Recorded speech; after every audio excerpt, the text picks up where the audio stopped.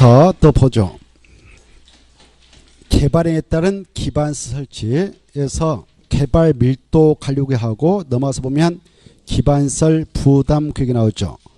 이 양자를 묶어서 이해를 하고 정리할 필요가 있는데요. 먼저 개발 밀도 관리 구역은 주로 어디다 정하냐면은 이미 1차로 개발이 끝난 주로 시내에다 정합니다. 기개발지에다 정하는데요. 그 기개발지인 시내를 들여다보면 그 지역에 필요한 기반설인 도로, 그 다음에 수도, 하수시설, 학교 이런 것들이 이미 설치되어 있을까요? 아직 설치되어 있지 않을까요? 설치되어 있죠. 1차로 개발이 끝난 지역이니까 그런 기반설이 설치되어 있는데 2차적으로 그 지역의 땅을 구입해 가지고 후발 주자가 들어가서 또 엄청난 개발행위를 하게 되면 건축물로 건축이 있게 될 때 엄청난 인구입이 있게 되고요. 인구입이 있게 되면 그 지역의 인구수가 증가되어서 도로의 차량이 증가할 것이고 수도에 대한 수량이 증가할 것이고 하수 발생량이 증가할 것이고 학생 수가 증가함으로써 기존에 있던 도로, 수도, 하수 시설, 학교 용량이 부족할 수도 있죠. 근데 더 이상 그러한 기반설 설치가 곤란한 적이 있습니다. 도로 몇 미터 확장 공사하기 위해서 도로가에 있는 빌딩을 다 철거할 수는 없지 않겠습니까? 그렇게 개발에 의하여 기반설이 부족이 예상되지만 더 이상 기반설 설치가 곤란한 지역에 다 지정해서 나갈 수 있는 구역이 무엇이냐? 그러면 개발 밀도 관리다 이렇게 하시고요. 이렇게 개발 밀도 관리가 지정됨으로써 그 효과로서 그 안에 들어가서 건축물을 건축할 때 규모의 제한을 가하기 위해서 적용을 하도록 되어 있는 건폐율과 용률이 세게 강화되는 효과가 있도록 하기 위해서 지정을 해 가고 있는 것이 개발 밀도 관리다 이렇게 하십시오. 그래서 개발 밀도 관리에서 키포인트는 바로 지정 고시가 있게 되면 건폐율과 용률이 어떻게 되는가? 강화됩니까? 완화될까요? 강화. 이 말이 핵심 용어니까 강화를 눈여겨보시기 바랍니다. 특히 이 개발 밀도 관리구역은 기개발지라고 할 수 있는 주거적, 상업적, 공업지역 때만 지정을 해서 나가고 있는데 바로 이 구역이 지정이 되면 그 지역에 적용되고 있는 용적률은 50%까지 강화되는 효과가 있도록 법에 명시적 규정을 두고 있습니다. 그래서 이 구역이 지정되기 전까지는 그 대지에 50층짜리 빌딩을 세울 수 있었을지언정 이 구역이 지정된 이후에는 25층 이하밖에 못 지도록 규제해서 인구입을 억지에 차단시켜가지고 기존에 있는 기반설인 도로, 수도, 하수시설, 학교가 제 기능을 다 수행해 나도록 엄격하게 관리하겠다 해서 용어를 개발 밀도 관리 구역이라 하는 겁니다. 알겠나요? 자, 이런 개발 밀도 관리 관련해서 먼저 지정권자 누구냐? 지정권자는 6명 지자체장인 특강, 특특, 시장수만 지정할 수 있다. 받으시고 지정할 수 있는 지역은 주거적, 상업적, 공업지역 때만 지정할 수 있다. 이렇게 하시고 주거적, 상업적, 공업지역 때만 지정할 수 있다. 그리고 지정을 하게 될 때 지정 기준, 기준은 누가 정할까요? 국장. 지정권자하고 지정 기준을 정할 때는 다르다. 지정권자는 특강, 특특, 시장수인데 지정 기준은 국장이 정해주는 것이다. 그래 지정권자가 특강, 특특, 시장수라 했는데 이네들이 여러분 땅에다 이 개발 밀도를 지정하게 될 때는 절차 하나는 꼭 걸쳐야 된다. 그네들의 권한을 심의하기 위해서 심의해 나가도록 하기 위해서 설치 운영하고 있는 도시은혜가 있는데 도시은혜 심의는 필수적이다. 이거 아셔야 돼요. 무엇은 필수적이다고요? 지방 도시은혜 찾나요? 찾아보세요. 찾는 것도 능력인데 지방 도시은혜 찾나요?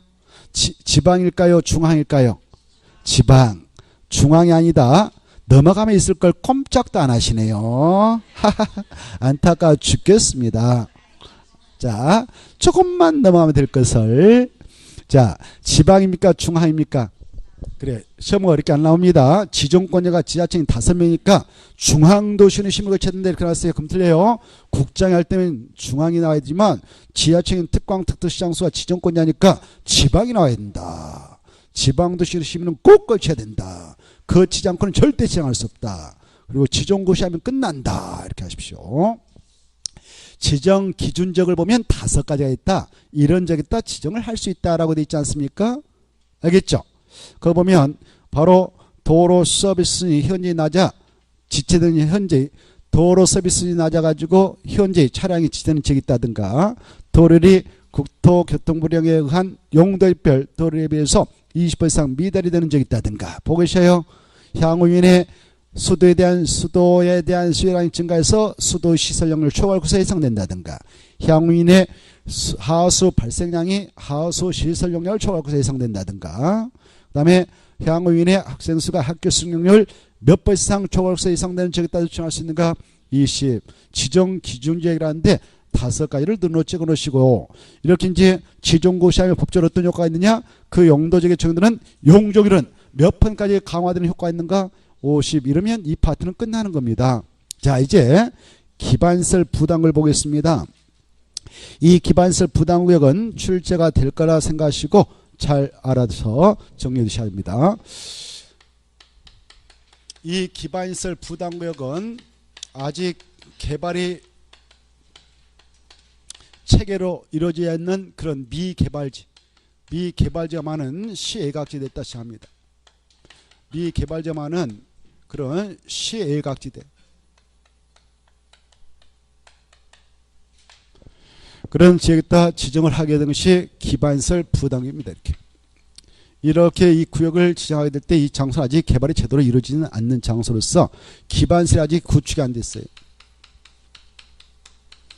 기반설이라고 하는 뭐 도로라든가 그 다음에 공원이라든가 녹지라든가 완충 녹지 같은 거, 그 다음에 뭐 수도라든가 하수도라든가 그리고 초, 중, 고 학교라든가 그리고 폐기물 시설, 이런 것들이 아직 제대로 구축이 안 돼 있는 지역, 폐기물 처리시설, 이런 지역, 자, 이런 것들이 아직 제대로 체계로 설치가 안 된 지역, 개발 안 됐기 때문에 이런 것들이 아직 구축이 안 돼 있겠죠. 그런데 갑작스럽게 이 지역에 개발인가 막 집중됐네요. 건축물로 건축행인 개발에 집중된 지역이 있습니다. 그래서 빨리 그 지자체에서 이 지역을 이 기반설 설치기를 수립해 가지고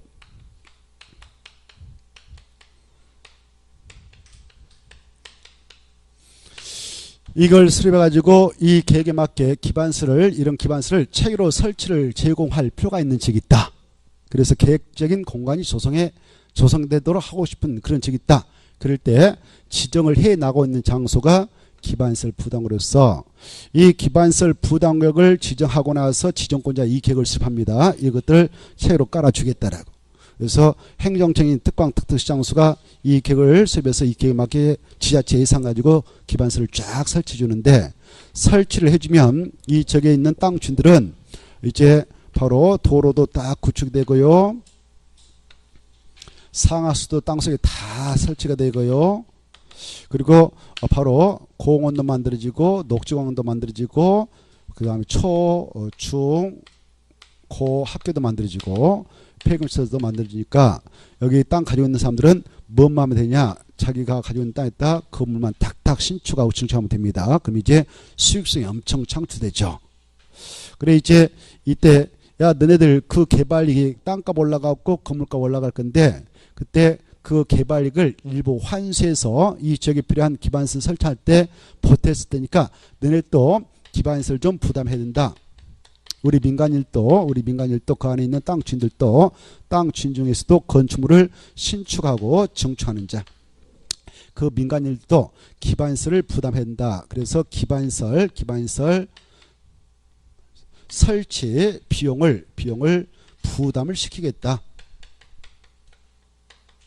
그래 우리 민간에게도 기반시설 설치를 부담을 시키도록 하겠다 해서 용어를 기반시설 부담구역 이렇게 썼던 겁니다. 그래 이 기반시설 부담구역은 바로 의무적 지정 대상을 딱 두고 있어요. 의무적. 갑작스럽게 이 지역에 개발이가 막 집중됨으로써 바로 계획적으로 기반시설을 빨리 깔아줘야 되니까 시에서 군에서 이 기반시설 부담구역은 의무적 지정 대상적을 두고 있습니다. 이 기중에 어떠한 장소이면 그 지역을 관할하고 있는 지자청이 의무적으로 이 기반시설 부담구역을 바로 지정해서 기반시설 설치를 수립해가지고 계획적으로 기반시설을 깔아줘야 되는가. 그 지역은 개발이 집중적이다 이렇게 하고 있어요. 개발이 집중적. 알겠나요? 어디다고요? 개발행위 집중지역. 저 산에다 할 일 없이 이걸 지정하고 뭐 기반시설 깔아줄 일 없단 말이에요.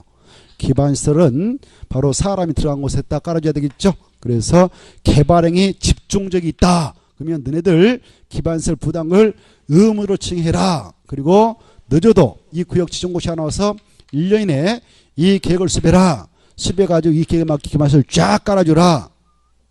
그러면 그 안에 있는 땅 주인들이 바로 적법 절차를 거쳐서 건물을 신축하고 증축할 것이다. 증축 신축한 자에게 돈 좀 내게 하자. 그 돈 보태 써가지고 기반시설 확보하자 해서 용어를 기반시설 부담구역 이렇게 쓰고 있는 겁니다. 그러면 이제 이 기반시설 부담구역 안에서 먼저 뜻, 의, 정의. 기반시설 부담구역은 어떤 의미의 구역으로 지정되는가? 자, 아까 주로 시내에 있다가 개발이 이미 끝나버린 기개발지에 있다. 개발이니까 이미 완성된 어느 정도 완성된 시내에 있다 지은 것이 아까 뭐라고 그랬습니까? 개발 밀도 관리 구역이라고 그랬죠. 그 지역은 뭐 도로도 이미 다 설치되어 있고요. 뭐 상하수도 있고 학교도 다 만들어졌단 말이에요. 그런 기반시설 구축되어 있는 지역에다 지은 것이 개발 밀도구역이다 그랬어요. 그래, 그런 기반시설 부담구역은 뭐냐? 기반시설 부담구역은 개발 밀도구역 애허지역에다만 정한다. 이게 중에 어디다만 정한다고요? 애허지역. 그래서 이 구역과 이 구역은 같은 지역에 절대 중복 중첩해서 정할 수 없는 것이다. 이게 키포인트고. 그래, 기반시설 부담구역이란 개발 밀도구역 애허지역으로서 개발로 인하여 기반시설 설치가 필요한 지역에다 지정을 하게 되는 것이다. 기반시설 설치가 필요한 지역에다 정한다. 기반 설치가 필요한 지역이 어딜까요? 개발행위가 집중되겠죠.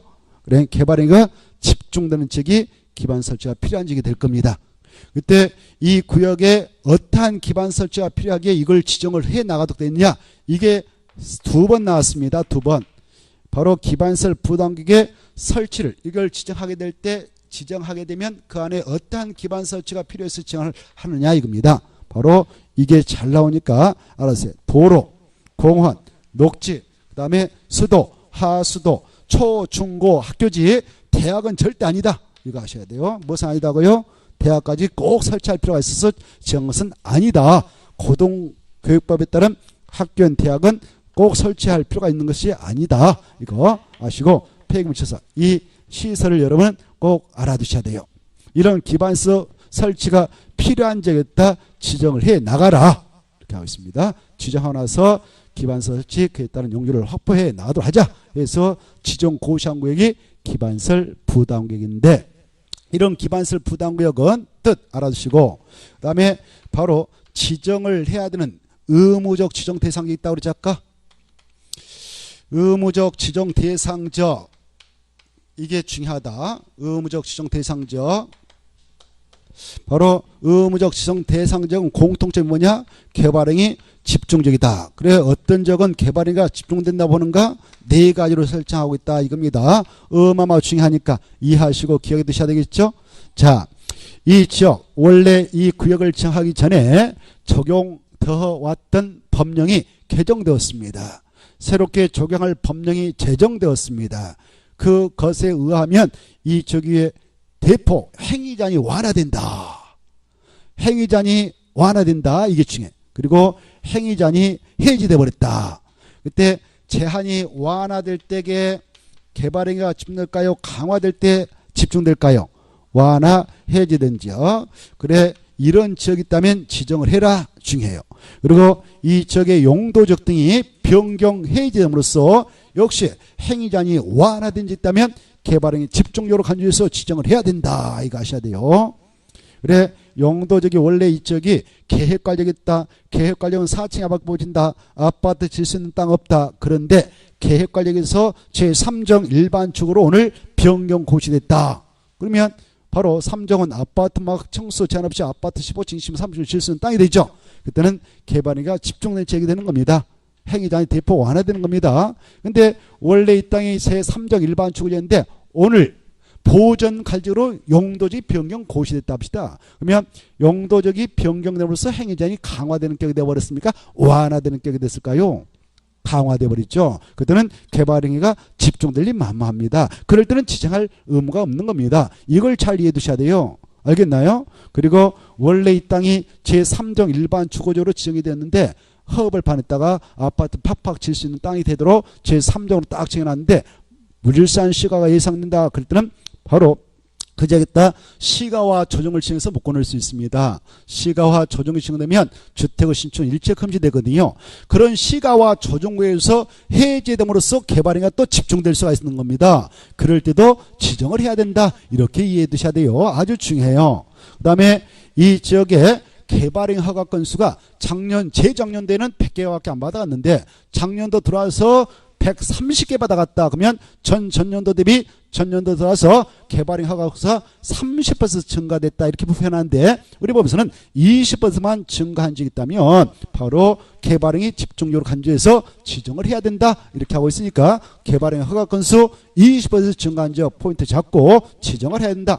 그리고 여기가 대전광역시인데 대전광역시 전체의 인구 증가율이 작년도에 3% 증가했는데 이 특정 지역의 인구 증가를 조사해보니까 작년도에 30%가 더 증가했다. 그러면 시 인구 증가율 이 대전광역시 전체 인구 증가율 대비 특정 지역의 인구 증가율은 27% 높은 지역이 되는 겁니다. 우리 법에서는 몇 퍼센트만 높아도 개발행위 집중적으로 간주해서 지정을 해야 되는가? 20% 이걸 꼭 알아주셔야 돼요.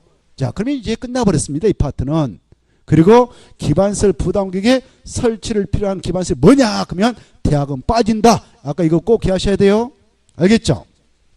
자, 그래 이제 이런 기반시설 부담객을 지정하게 될 때는요. 바로 최소 1만 용트 이상이 아니라 10만 용트 이상으로 제한한다. 이거 정도는 알고 계셔야 돼요. 얼마요? 10만. 그래.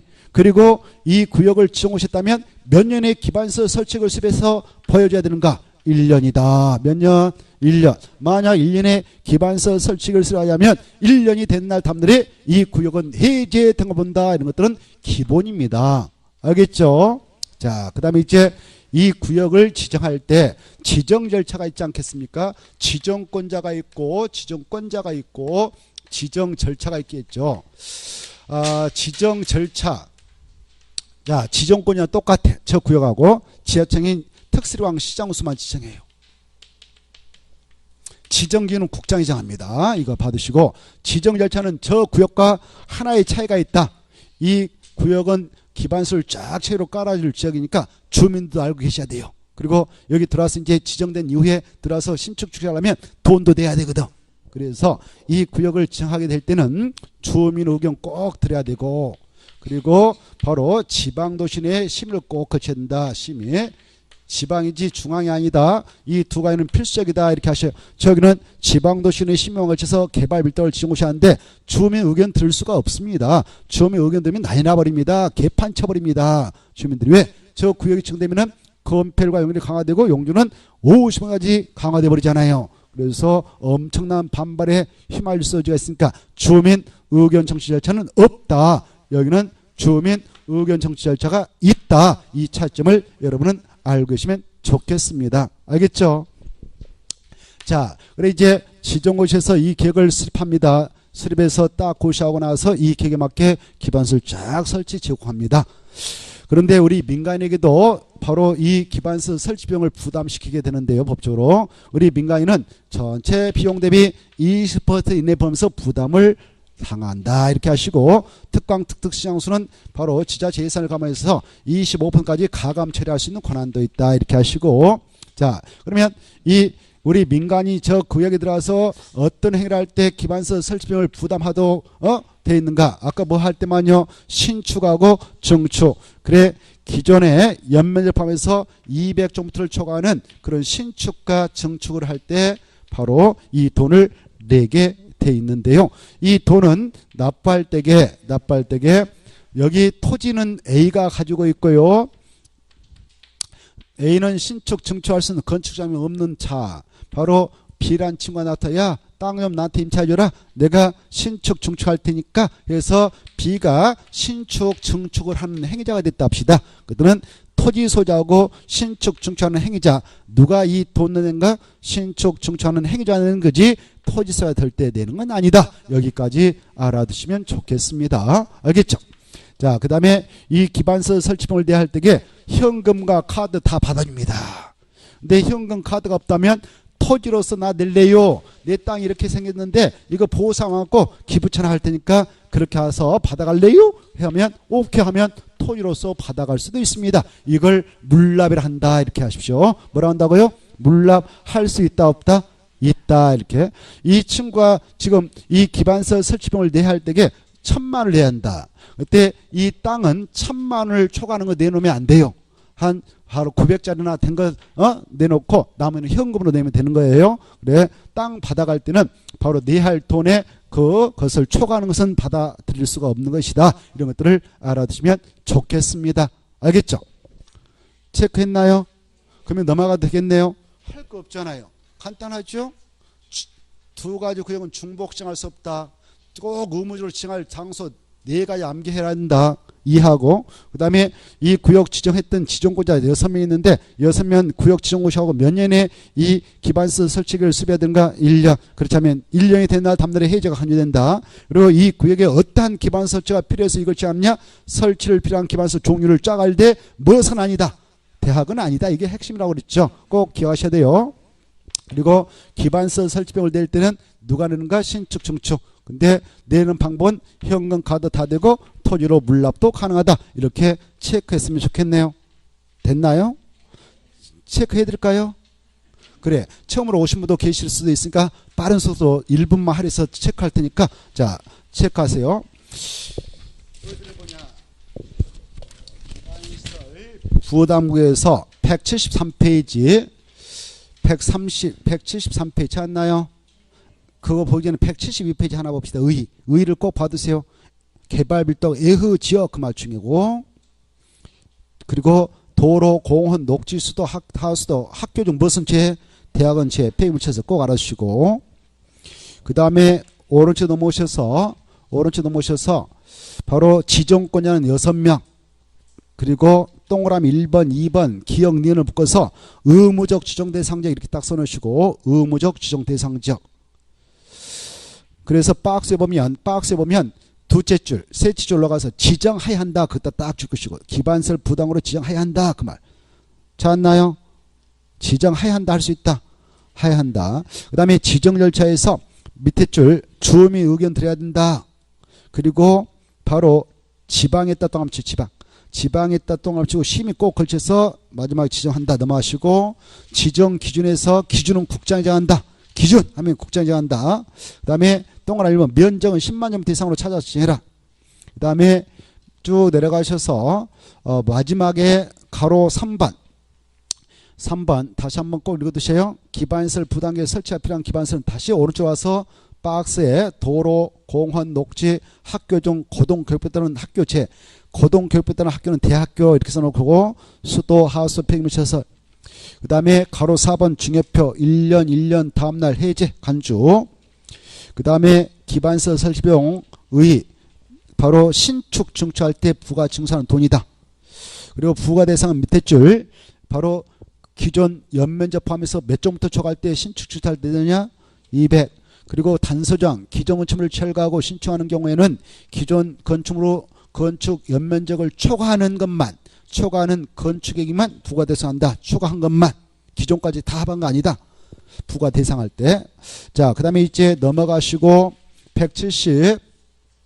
177페이지 가로 4번 민간개발 사업자의 부담률 원칙 얼마? 20 예실 얼마 가감할 수 있다? 25 넘어가시면은 178페이지 통과 179페이지 기반시설 처우계 가로 4번 수립절차 그 지정권자가 기반시설 부담계획을 수립할 때도 주민 의견 듣고 지방도심이 꼭 걸쳐야 된다. 그리고 기반시설 설치비용에 부가 납부해서 납부모자 중요한데 아까 신축 증축하는 친구가 낸다고 그랬죠.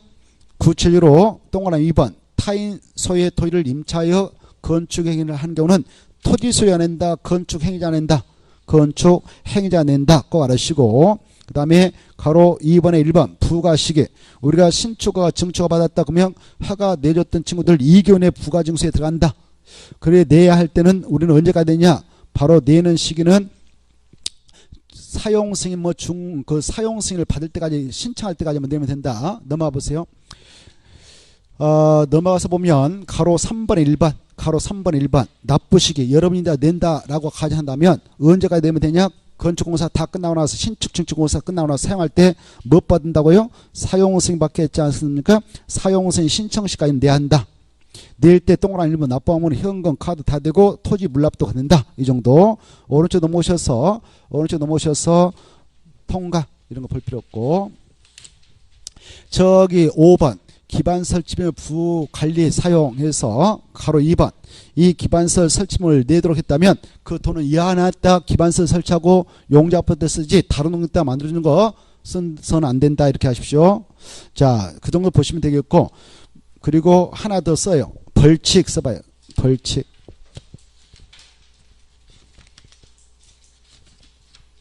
벌칙 써가지고 190페이지 참조. 써놔 그냥 190. 그래 여러분이 복습할 때 연결해서 알아주면 좋겠어요. 190페이지. 자, 아까 여기서 신축 중축하는 친구들 바로 기반설 설치 비용을 내게 됩니다. 이 돈을 내야 되는데 바로 이 돈을 면탈하려고 또 경감받으려고 서류를 조작했다. 그러면 위반이에요. 그때는 바로 잡히면 감옥 갈 수도 있습니다. 바로 3년 이하, 마지막 줄 봐봐요. 3년 이하의 징역 190페이지 3년 이하의 징역 또는 그 경감 면탈하려 했던 비용이 1,000만 원이면 1,000만 원 3배 3,000만 원 상당은 금액의 벌금이 나갈 수 있다. 찾았나요? 3,000만 원이 아니라 3배입니다. 경감 면탈하려 했던 비용이 있다면 비용이 200만 원 있다. 그럼 200에 3배면 600만 원이 될 것이고 그렇겠죠? 자, 그래서 3,000만 원 하면 틀립니다. 3년 이하의 징역 또는 면탈 경감하려 했던 비용의 몇 배? 3배 상당 금액의 벌금으로 응징을 당한다. 벌칙을 당한다. 이렇게 좀 알아두십시오. 자, 여기까지 해서 도시개발법을 정리해봤고 국토개법을 정리했고, 국토개법상 또 하나만 더 체크할 게 있는데 어디를 보시냐면은 저기 186페이지 시범도시정 이미 한번 체크한 걸로 알고 있는데 시범도시정 186페이지 찾았나요? 거기다 써버려요. 그냥 국토개법 이렇게 써놔요. 그래 시범도시정 무슨 법에 근거해서 이루어지는가? 국토개법. 밑에 줄 누가 정하느냐? 국장. 이 정도 받으시고, 그 다음에 이제 오른쪽 넘어오셔서 가로 5번 이렇게 이제 시범도시가 딱 정되면 그 지정된 지역을 관할하고 있는 지자장이 특특 광 시장호수 구청장께서 바로 시범도시 사업계획을 수립하게 되는데 그 계획을 수립할 때는 주민의 의견을 청취합니다. 뭘 청취한다고요? 주민 의견 청취가 필요하다. 이 정도는 좀 봐두십시오. 있죠? 동그라미 2번에 있죠? 자, 그 정도는 봐두시고 넘어가셔요. 넘어가셔서 188페이지 토지의 출입 파트는 중요하지만 했을 거요? 했죠? 자, 넘어가시고 한창 넘어가셔서 바로 190페이지 청문을 하나 받으세요. 가로 3번 청문. 가로 3번 중요해가지고. 찾았나요? 자, 그래 국토개법상 3가지 그런 취소 처분을 취하고자 하는 행정청에서는 미리 그 처분을 내리기 전에 청문을 꼭 의무로 실시해야 되는데 이게 종종 시험에 잘 나온다. 그래 청문 대상은 3가지밖에 안 되니까 기억에도 좋습니다. 공통점을 아셔야 돼요. 취소했다 하면 근데 취소가 다 나와버렸다. 찾아라. 청문 대상 찾아라. 근데 취소가 다 보여버렸다. 그럼 난감하지 않아요? 그래서 허가 동그라미 찾아가지고 허가 나 보지 말고 허가 인가 시행자 지정 3가지 있다. 딱 동그라미 쳐. 그래서 개발행 허가 취소, 실시계 인가 취소, 행정청이 아닌 도시군계획 실사사업 시행자의 지정 취소 3가지. 허가 취소, 그 다음에 인가 취소, 시행자 지정 취소. 찾았나요? 밑에다 써서 X칩니다. 승인 취소는 없다. 승인 취소는 없다. 승인 취소는 없다. 승인 취소는 없다. 그 다음에 뭐뭐뭐 구역의 지정 취소. 뭐뭐뭐 구역의 지정 취소 아니다. 이 정도를 주의하면서 공부하면 됩니다. 지구 단위 계획구역 지정 취소라니 뭐 이런 거. 뭐뭐뭐 구역의 지정 취소가 아니라 시행자 지정 취소다. 이걸 정확히 하셔야 돼요. 자, 그리고 벌칙은 가로 1번 3년 3천에 2개. 그 다음에 오른쪽에 넘어오셔서 가로 3번 2년 이하의 징역 2천만 원 이하의 벌금 처하는 거 4개 구별. 넘어가시고 도시개발법으로 갑니다. 자, 도시개발법.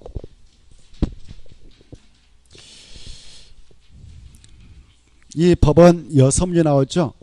오늘 나갔던 표가 있는데 그 표에 따라서 도시개발사업이 진행됩니다.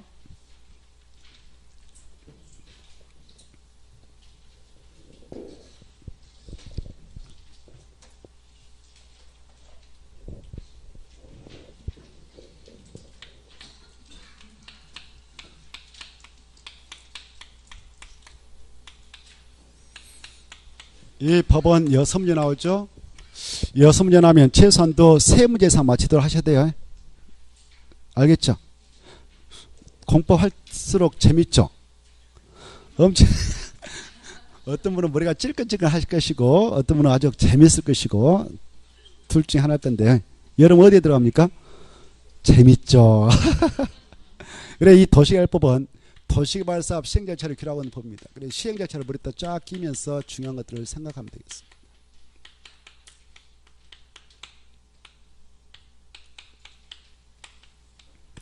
그래 이 도시개발사업이라는 것은 바로 아직 개발되지 않은 논밭 야산에다가 그 구역을 칭해서 토지를 싹 밀어가지고 포크를 밀어가지고 새로운 기반시설 있는 도로 공원 이런 거 싹 설치하고 상하수 싹 깔아가지고 토지계획정리 사업에서 그 땅 넘겨받아서 건물만 지을 수 있도록 딱 개발을 해주는 것을 도시개발사업 이렇게 해요. 그래서 이걸 단지 조성사업 그럽니다. 단지. 뭐라 한다고요? 단지. 그래 단지 조성사업. 주택을 질 수 있는 땅을 만든다 그러면 주거단지 조성사업. 상가 건물을 질 수 있는 땅을 만든다 그러면 상업단지 조성사업. 그 다음에 물류센터 창고를 질 수 있는 땅을 만들어준다 그러면 유통단지 조성사업. 공장을 질 수 있는 땅을 딱 만들어서 아까 그렇게 만들어준다 그러면 산업단지 조성사업 이렇게. 그리고 하나의 그 큰 신도시 만든다 그러면 큰 도로 팍팍팍 뚫어가지고 시가지를 딱 뚫어놓고 말이지. 가짜가 도로 가짜거든 시가지 할 때. 그래 이렇게 신도시를 크게 만들기 위해서 세종시 내포 신도시 이렇게 시가지를 조성하는 사업 이런 것들을 싹 묶어서 도시개발사업이라 하고 이 도시개발사업이라는 용어는 2002년도에 새롭게 만들어서 쓰고 있는데 그 이전에는 도시개발사업 이 말 대신에 토지구획정리사업 이렇게 표현했습니다. 그래 이 여러 사람의 땅이 막 이렇게 부정으로 됐단 말이에요. 각각 그 토지 모양새 보면 A의 땅은 이렇게 생겼고 B의 땅은 이렇게 생겨 막 그런 것을 부정이라고 하거든. 그걸 싹 밀어가지고 다시 토지계획정에서 사각으로 딱딱 잘라가지고 딱딱 집만 질 수 있도록 만드는 것을 토지구획정리사업 그래요. 이걸 지금은 뭐라 한다? 도시개발사업이랍니다. 개발이 다 끝나고 나서 이제 땅을 넘겨받아주고 아파트 짓고 청사 짓고 뭐 그리고 단독택 원룸 짓고 이런 것은 사후적인 문제예요. 사후적인 문제. 이 도시개발사업은 땅만 밀어서 주는 겁니다. 때로는 땅하고 건물까지 지어서 진행하는 경우도 있지만 일반적으로 땅만 밀어서 주는 거예요. 이때 땅을 밀어서 줄 때에 원주민한테 다시 줬다 그러면 환지 방식. 시행자가 싹 보상식을 소유권 넘겨받아줘 개발해서 팔아먹었다 수용 3방식 이렇게 해요. 이해돼요? 그래 이 사업은 크게 세 가지 방식이 있습니다. 개발해서 원주민한테 주는 환지 방식. 시행자 싹 소유권 넘겨받아가지고 보상처리해서 소유권 넘어가고 밀어가지고 분야에서 팔아먹는 수용상 방식이 있습니다. 이 두 가지를 섞어서 하는 방식이 혼용 방식이 있습니다. 알겠죠? 그 정도 알고 계시죠? 이런 용어를 처음 들어보신 분 손 들어보세요. 수용상방 환지 방식.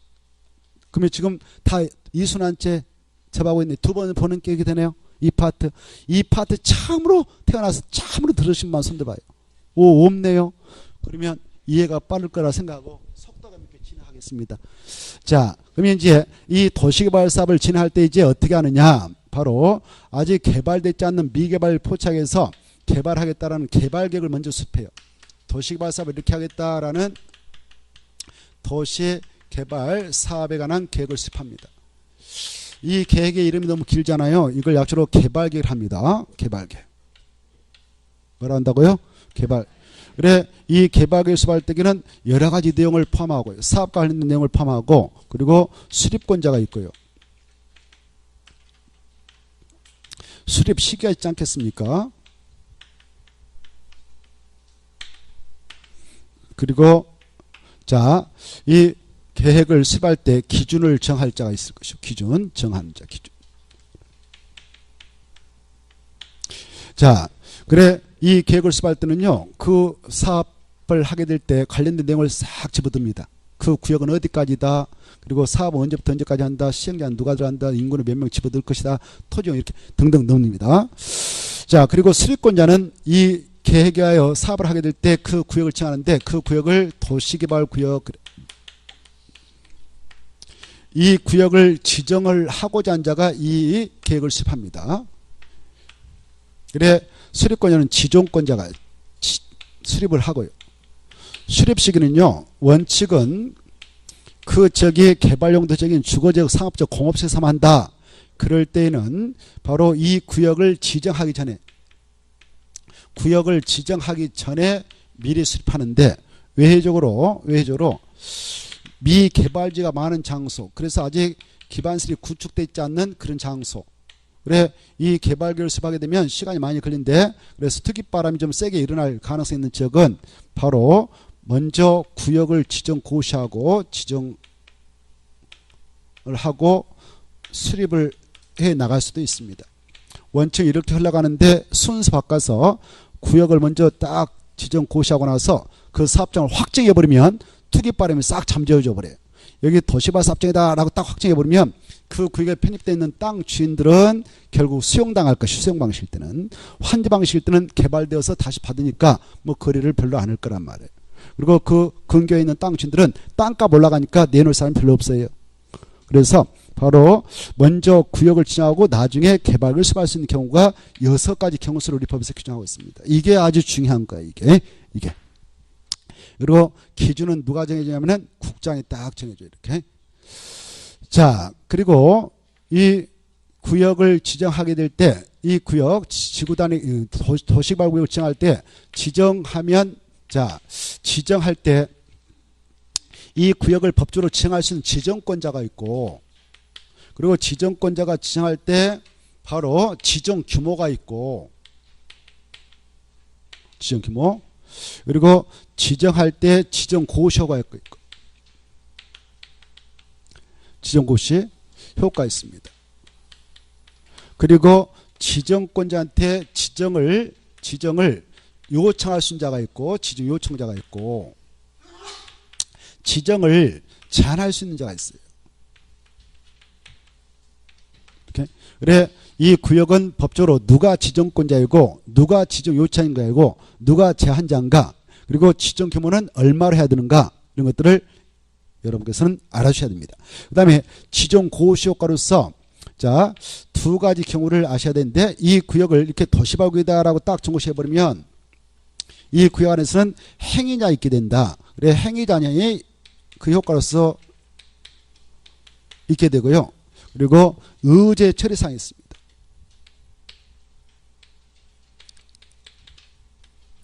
여기 비도시에다가 여기 보세요. 뭐 계획관리인데, 계획관리인데 여기다 도시발구역이다라고 딱 정시하면 그 장소는 개발이 용이한 땅이 될 수 있도록 하기 위해서 바로 도시지역으로 결정식 간주돼 버려요.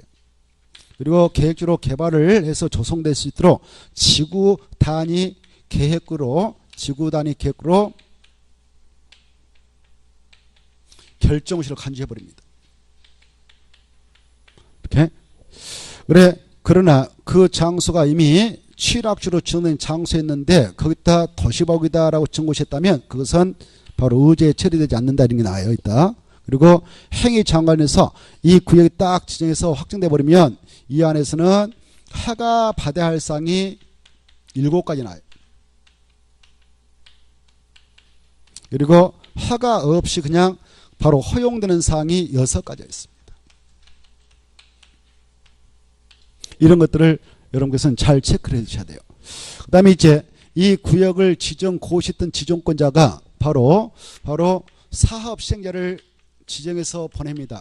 이 시행자는 도시발구역을 지정했던 지정권자가 이 시행자를 지정해서 보내요. 이때 도시발사업 시행자로 지정받을 수 있는 자는 바로 우리 법에 12명을 규정하고 있습니다. 12명을 여러분은 꼭 알아두실 필요가 있어요.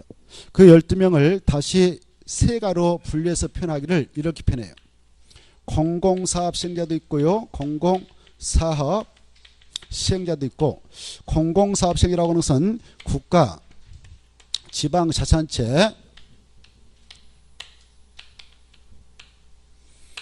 그 다음에 정부 출연 공공기관,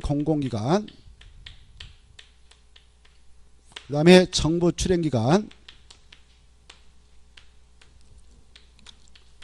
그 다음에 지방사를 말합니다. 그런데 이 도시개발법을 공부하실 때에 시행자가 될 수 있는 자격자 이 12명을 먼저 여러분은 철저하게 좀 알고 계실 필요가 있어요. 그래야 연결되어서 공부를 할 수 있습니다. 알겠나요? 자, 그래 이때 공공기관이라는 것은 국가에서 설립한 공사로서 바로 이네들을 의미합니다. 한국토지주택공사, 한국수자공사, 한국농어총사, 한국관광공사, 한국철도공사, 그리고 매입공공기관. 그래 이네들을 이 법에서는 공공기관 이렇게 표현해요. 그 다음에 정부 출연기관은 정부에서 설치 운영하는 기관으로서 바로 한국철도 시설공단, 역세권 근처 개발할 때 티발라 한국철도 시설공단,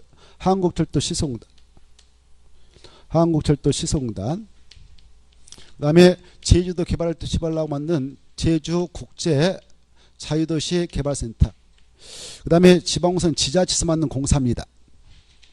그리고 이 법에서는 이네들을 행정청이 시행자 이렇게 생각하십시오. 나머지는 행정청이 아닌 시행자입니다. 그 다음에 민간사업 시행자가 나와요.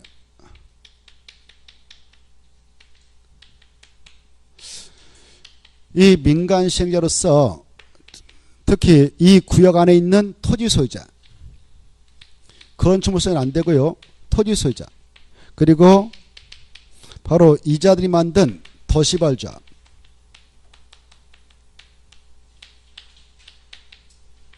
그리고 등등등 여러 가지 있습니다. 이런 것들을 민간사업시행이라고 그래. 그 다음에 이 자들이 출자해서 만든 공동 출자보험도 있습니다. 다만 조합 빼고요. 이네들을 사업시행이라는데 이 시행령은 법적으로 누가 지정을 해서 보내는가? 지정권자, 도시발굴을 정했던 지정권자가 이네들 중에 하나를 투입할 때 개발계획 수반에 있어서 미리 개발계획 속에다 딱 정해서 고시하면 그자가 시행자로서 들어가서 사업을 하게 돼 있고, 이 시행자 마음에 안 들면요 법적으로 이 시행자는 지정권자가 또 변경해서 교체버릴 수 있는 사유가 있어요. 네? 그 네 가지가 나옵니다. 네? 자, 그리고 이 시행자들 바로 이 도시발굴로 딱 청구시해 놨다. 고시해 놓으면 이 고시하고 나서 먼저 개발계획을 딱 수립 고시할 때 개발계획을 수립해 가지고 이 구역을 청구시할 때 함께 고시하겠는데, 이 개발계획 속에 특정된 그 시행자 있잖아요.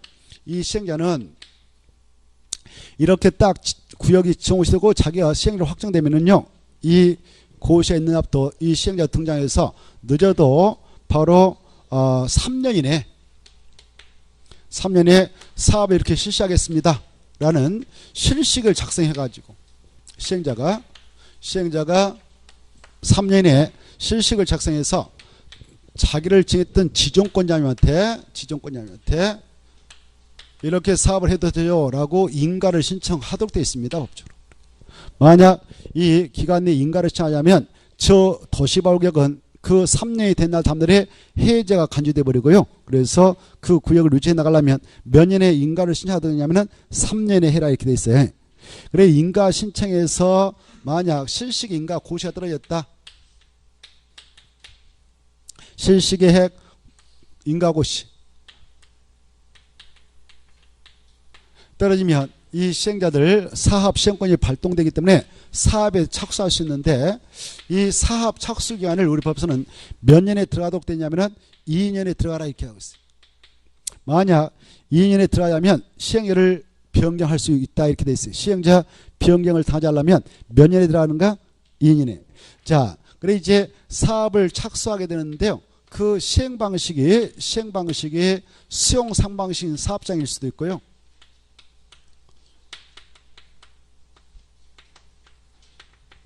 아니면 환지 방식인 사업장일 수도 있고요. 이 시행 방식도 저기 개발계에다 미리 정해서 고시해 줍니다. 개발계에서 어디다가요? 개발계. 그래 이 환지 방식이다 뭐 수용 방식이다 이렇게 시행 방식도 정해서 고시해 줘요.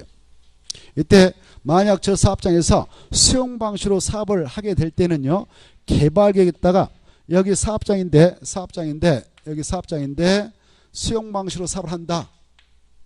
그러면은 이 시행자가 이 구역 지정 고시가 있고 나서 바로 지정 고시가 있기 전에 바로 이 시행자가 이 개발에다가 수용 사용의 대상이들은 토지를 싹 조사해서 담아요. 그래가지고 개발 내용에다가 담아가지고 수용 대상인 토지는 이겁니다. 이때 수용 방식으로 사업하게 될 때 시행자 무조건 강제 수용하는 게 아니라 1차로 협의 매수 들어갑니다.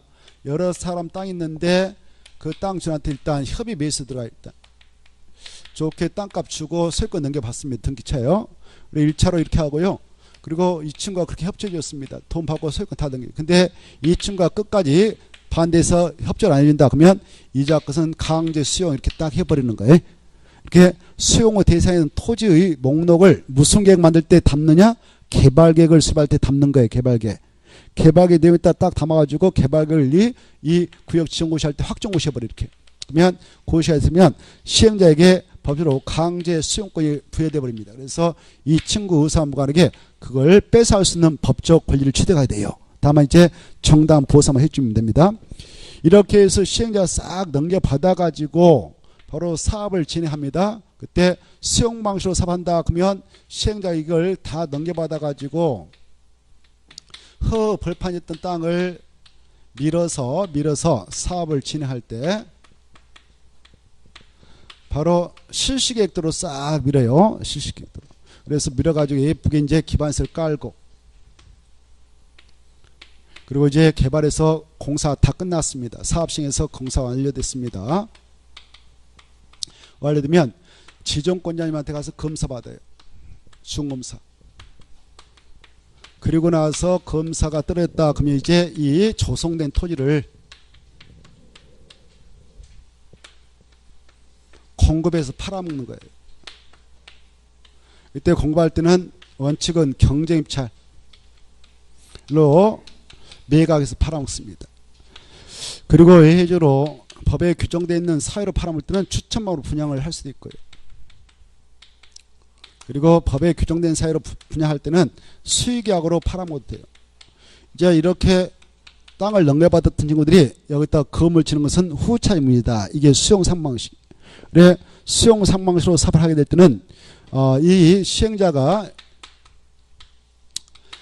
도시개발 사업도 하지 않고 논바 산이 있다면 그걸 그대로 잘라서 분양해서 팔아먹어도 돼요. 그걸 원형지 공급개발이라고 그래요. 뭐라고 한다고요? 원형지 공급개발. 그래 원형지 공급개발은 무슨 방식으로 사업할 때 등장하느냐? 수용 상방식. 그때 이 구역 전체 면적 대비 3분의 1 이내의 범위에서만 원형지 공급개발이 가능해요. 자, 그리고 이 수용 상방식으로 사업을 하게 될 때 시행자는요, 아까 1차로 협의 매수 들어갔는데 협의 매수에 응했던 원주민이요, A라는 사람이 있었는데 그자의 매수금이 3억이다. 3억을 다 받고 나가실래요? 아니면 다음에 우리가 도시개발 사업으로 조성된 땅을 이렇게 하나 줄 텐데, 원룸 줄 수 있는 하나 줄 텐데 이거 일부 받아가고 땅값 일부 받아갈래요? 라고 물어봐가지고 예, 그렇게 합시다. 그럴 때 줄 수 있는 지원권이 있네요. 그 지원권을 뭐라고 할까요? 어디 공부하신 분들 했다면서. 그 지원권을 뭐라고 그래요? 에? 오, 좋아요. 토지상환 지원권. 대단하시네 이제. 이게 아주 중요해요. 그래, 토지상환 채권 이렇게 알겠죠?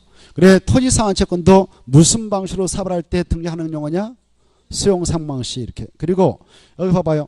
이 수용상방식으로 사업을 하는 시행자는 엄청난 그 자금 압박에 받아가지고 이 사업이 또 무산되고 지연될 수가 있어요. 그래서 이 사업할 때 두 가지 돈이 필요하거든요. 땅값을 다 줘야 되죠. 보상금 준비해야 되고. 소유권 싹 넘겨받았다 돈 주고 그다음에 이제 공사하려면 공사 돈이 필요하겠죠. 두 가지 돈이 필요합니다. 그래서 우리 이 수용 방식으로 사업을 하는 시행자에게는 야 이렇게 원형지를 공급받고자 하는 자가 있다든가 조성된 토지를 공급받고자 하는 자가 있다면 그네들한테 그 돈의 전부 일부를 미리 받아 써라. 이걸 선수금이라고 합니다. 선수금. 뭐라 한다고요? 선수금이. 그리고 선수금도 무슨 방식으로 사업할 때 등장하느냐? 수용 상방식으로 사업할 때 등장한다. 이렇게 알아주십시오. 이따 그 내용을 보겠습니다. 그 다음에 이제 환지 방식. 이 환지 방식을 적용해서 사업할 때는 자, 이 사업장 이렇게 있다. 그러면 이 사업장 이렇게 뭐 지금 개발되지 않는 논밭이 있습니다. 도로도 엉망이고요. A 거, B 거, C 거, 뭐 D 거 있다. 전이다, 답이다, 뭐 임야다, 전이다, 답이다 이렇게 합시다. 이때 뭐 여러 사람 땅이 있고요. 뭐 원주민이 또 살 수도 있고 값을 F, E, F, 뭐 G 친구 H가 있다. 그때 이 시행자가 환지 방식을 통해서 사업할 때는 여기 있는 정전 토지 소유권 그리고 소유권의 권리를 공시해 놓고 있는 토지사항 증명서 있죠. 토지 등기사항 증명서에 등기소에 있는 그 옛날로 말하면 등기부를 폐쇄하지 않고 그대로 살려놓고 들어가는 겁니다. 소유권은 박탈하지 않고 그대로 놔놓고 바로 접수해서 사업을 하여 사업을 해가지고 이 자가 사업비용도 싹 준비하고 공법에서 어떤 사업한다 할 때 사업비용은요 사업 시행자가 부담하는 것을 원칙으로 합니다. 그래서 시행자가 돈 준비해가지고 사업에서 바로 다만 이 정전토지 소유권을 쥐고 있는 이 소유권자들 권리 중 사용권능, 소유권 속에는 사용권능, 수익권능, 처분권능 세 가지가 혼일되어 있는데 권능이 있는데 이 중에 사용수익만 일시 정지해서 바로 공사해가지고 원주민한테 줘요. 이렇게 개발해가지고 바로 예쁘게 개발해서 원주민한테 줍니다. A한테 주고 B한테 주고 이렇게 준단 말이에요. 이걸 무슨 방식으로 한다? 환지 방식이라고 그래. 근데 환지 방식을 정해서 사업하게 될 때는 바로 이 사업병에 충당에 쓰도록 하기 위해서 시행자한테 정전 토지 소자들이 토지를 부담해야 합니다. 부담했던 돈은 보상 못 받아요. 그때 정전 토지 면적 대비 또 그 가격 대비 보통 50%를 초과하는 범위에서 정해요. 이렇게 50%. 그래 정전가 뭐 동전 토지 면적 대비 50%를 초과하는 범위에서 정하는데 그래 정해가지고 땅을 내놓습니다. 만약 이 친구 1000정토를 가지고 있었다면 1000 다 못 받아요. 그냥 절반만 받아갈 생각해야 돼. 토지 부담률을 50%를 정했다면 절반 내놓고 절반만 가지면 돼요. 근데 개발하기 전에 이 땅값이 1억이었다. 개발해서 다시 감자가 매겨봤는데 여기는 다 이제 쾌적한 도시가 조성될 땅이요. 건물만 지면 됩니다. 기반서 싹 구축돼 있단 말이에요. 땅속에 상하수 다 깔렸고 건물만 지면 되죠. 근데 이제 감정표가 매겨봤더니 개발하기에는 1억 1000이었는데 개발하고 나서 땅 넘겨받았다 이걸 환지를 합니다만은 이 환지에 감정가 매겨보니까 면적은 500밖에 안 되는데 이것이 1억이다. 그러면 끝나는 거죠. 이렇게 땅값이 중요하거든. 알겠죠? 이렇게 바꿔서 주는 방식을 환지 방식을 하는데 자 이렇게 해서 주기도 하고요. 그리고 또 잎이 원래 500 가지고 있었다 그러면 500 중 250 빼고 250만 줘야 하는데 이 친구한테 또 500 줘버렸다. 이렇게 할 수도 있어요. 그러면 이걸 증환지라고 그래. 증환지. 뭐라 한다고요? 그 차액은 계산해서 주고받습니다. 이걸 청상금이라고 그래. 청상금. 그래 청상금은 무슨 방식으로 사발할 때 등장하느냐? 환지 방식이다. 이렇게 하셔요. 그리고 이렇게 정전 토지 소자가 사업 시행자에게 좀 부담을 해야 할 땅이 있는데 그 시행자가 사업비용에 충당하기 위해서 받아간 땅 이름을 채비를 하고요.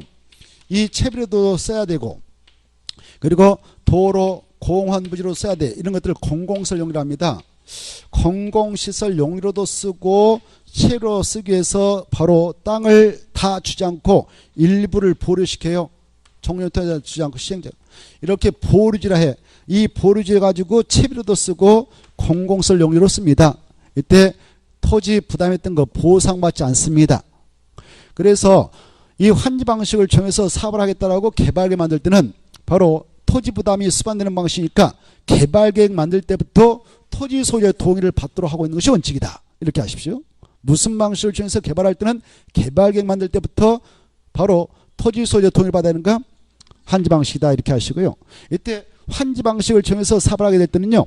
이 시행자 중 이네들이 그 지역민이기 때문에 사업자 여러 가지 권리 조정을 쉽게 할 수 있다고 해서 지정고지하께서는 이네들을 1순위로 시행자로 지정해 줍니다.